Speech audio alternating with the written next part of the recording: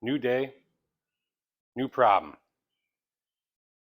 I got the truck out yesterday, drove it to work today, and on my way to work, I noticed it would not idle or barely idle. So now I got to try to figure that out. I think it might be carburation. And the reason I say that is because it kind of wants to miss.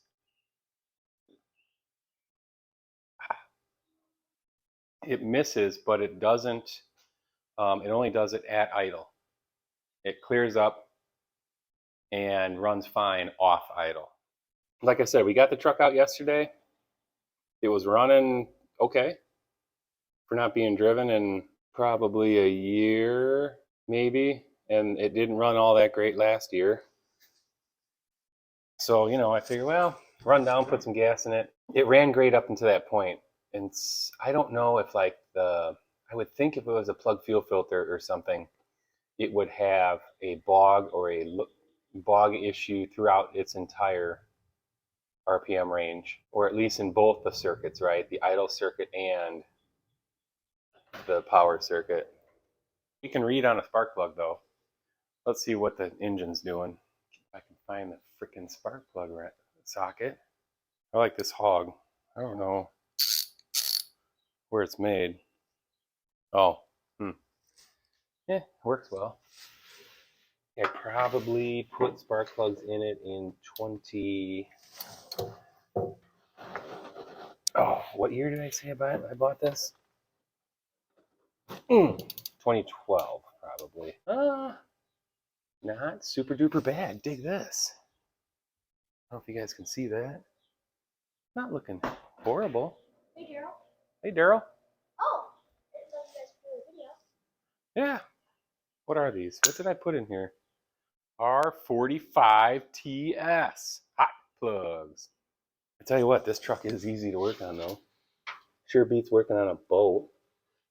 So right now we're reading on the spark plugs, and they'll tell us a lot about what the engine's doing or not doing. Yeah, this one looks okay, too. Got a little fuzz on the way out. But, I mean, not terrible. Daryl, remember the intro you put in the front of our videos? You should do this car with us. Our faces in that one. Yeah. Yeah, if that idea comes to reality. I'm gonna head back inside, Daryl. All right, bud. Well, thanks for coming out. I'll see you later, alligator. I'll be in after a while. Okay. I got my tea. Actually, can you hand me my tea? Where did I put? Oh, it's over there in the cooler. Oh, yeah. Oh, yeah. Perfect cup, too. Perfect cup. I don't want to spill it. Oh, don't spill it. Especially on the car. There. Bye, you Daryls. Good job, Al.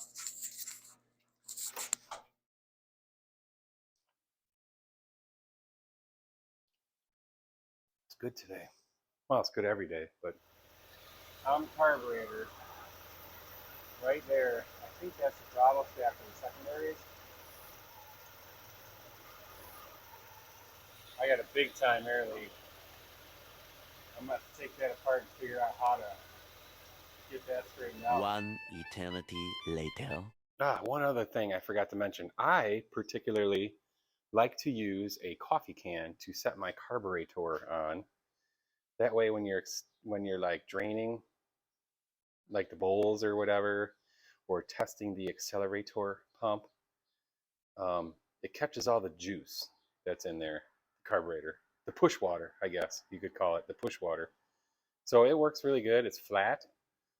Smaller carburetors, I just turn the can, upside down. So I got a can here with a smaller hole in it, but that way it's up closer to your face. So if you do get sprayed, it's right up in your face. But it's also, I find it easier to work on that way. Just a little Jojo's tech tip of the day. Okay, Suburban carburetor update. Got the carburetor off, right? Took the top of the carburetor off, and we got an issue here. Well, can you see that sediments in the bowl? Look at that side. Oof. I rebuilt this carburetor when I bought the truck. Oh gosh, what year did I say I bought that? 2012? 2012? Yeah. So it's been a while. The accelerator pump plunger is surprisingly supple still. I'm going to clean this up. I'm going to blow the passages out, pull the jets out. You know, just kind of a half-assed cherrying out, I guess, a semi-cherry job or whatever. And then we'll put it back together and throw it back on and see what it does. Well, that really torques me. Where did I put the torques? So I probably need like a 20, less than 20, something like that. This side. So this was the side, passenger side, that was giving me the trouble. It would not adjust. The mixture would not adjust. So I suspect clogules in here. And look, Walter's parked, okay? So if I don't get this truck going for this weekend, we are literally walking everywhere or taking crunchy, but still needs to be fixed. It's got to run to get back to storage, or else what are the birds going to crap on, right? Okay. Oh, look at that. Oh no, I know what it is. Let me bring you guys in here.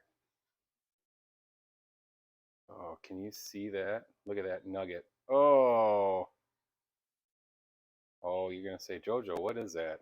And the car guy is gonna be like, darn it, you goofball, you semi-long-haired hippie-ish millennial. That is probably, most likely, maybe, probably a big chunk of ethanol fuel. Oh, I see like some pitting down there. I don't know if you guys can, the camera. Let me get like a less intense light. Right down in that like hole. You see that pitting? It's pitting from water. We got sediments here. Pitting or funkalization from water. Gosh darn frickin' frack. Well, let's keep tearing her down. Oh! Aha, this side is clean, and this is the side that was working properly. We'll blow that out anyway. What year did I say I bought this truck? 20 something? Shoot, it's got a plastic fuel tank, so where's that rust coming up through? Well, probably, I mean, the line, right? The line is like metal, steel. Oh, and, yeah, we got our, how are we going to contend with that? Ethanol is not our friend. Why? Well, oh, what was that? Where'd that go? Oh, no. Oh no. That was some linkages. But where did it go? All right. Oh, that's what I wanted. That was the check deal. Isn't there a ball in there too? Oh, yep, it's there. Whew. Good thing I had my little handy dandy yeah, brass nugget check ball for the accelerator pump circuit. Here's the check ball. I think that's actually steel. Yeah, it's not. Well, it could be stainless, I guess. Not aluminum though. Nuggets. Where did all this stuff come from? Oh man. What is, okay. All right. All right. All right. We're doing good. The way a carburetor works is somewhat sus. I mean, I know it works because it does.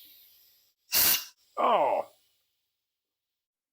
Wonder if I talk about an Edelbrock carburetor if I have to pay a royalty to the Edelbrock family because somebody thought up this carburetor or whatever. Like they were thinking in their mind. That's intellectual property. Is it? I don't know.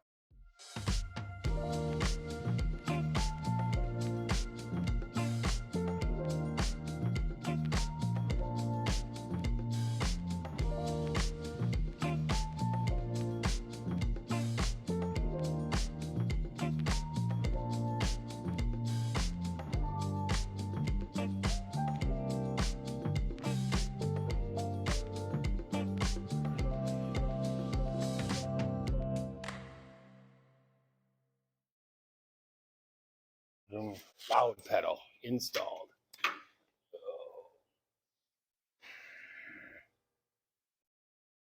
Oh, cotter pin for safety. PVC for emission control. Okay, please work. Oh. All right.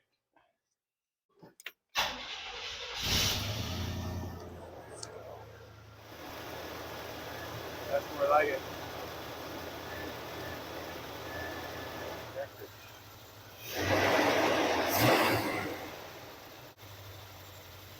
Let's give her a little nudge in the right direction.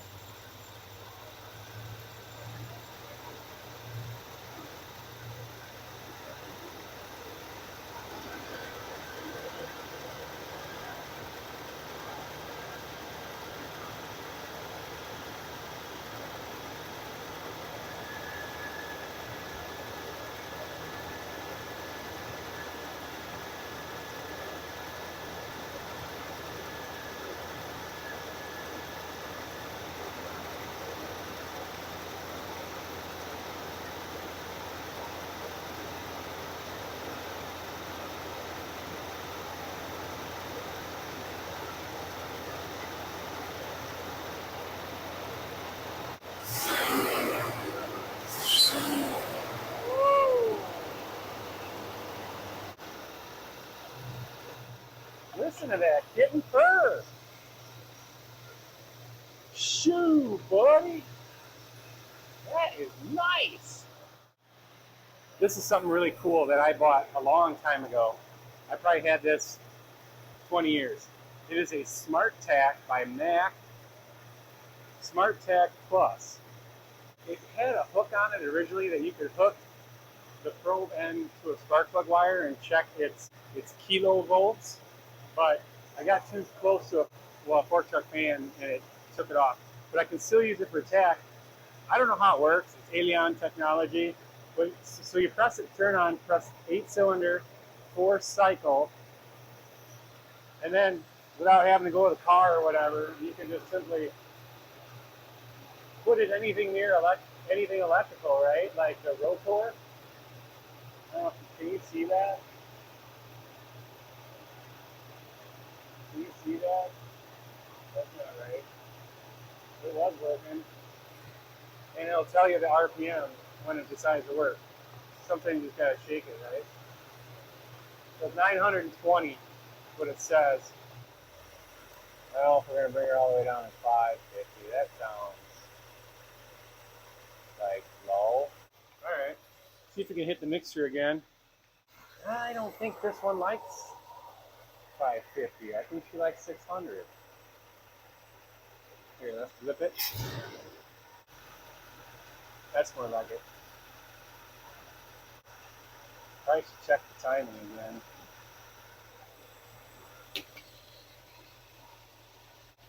Second like 5.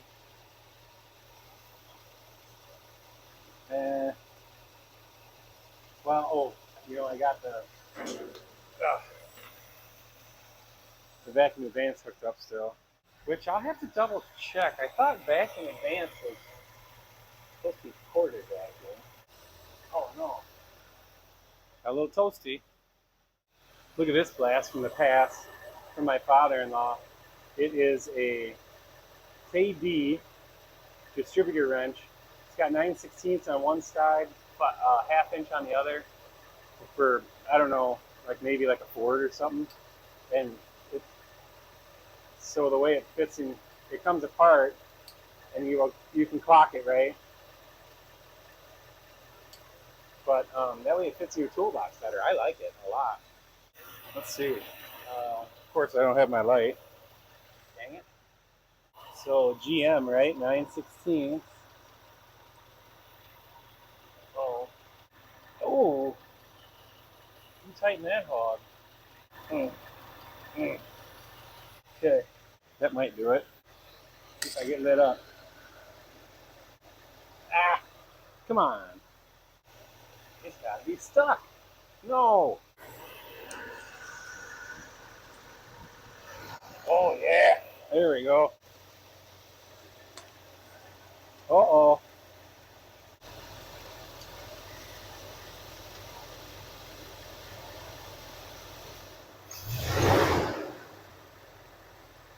Perfect.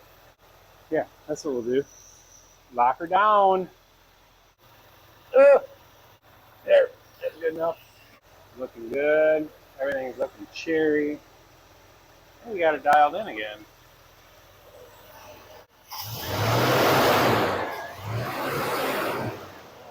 Give me that.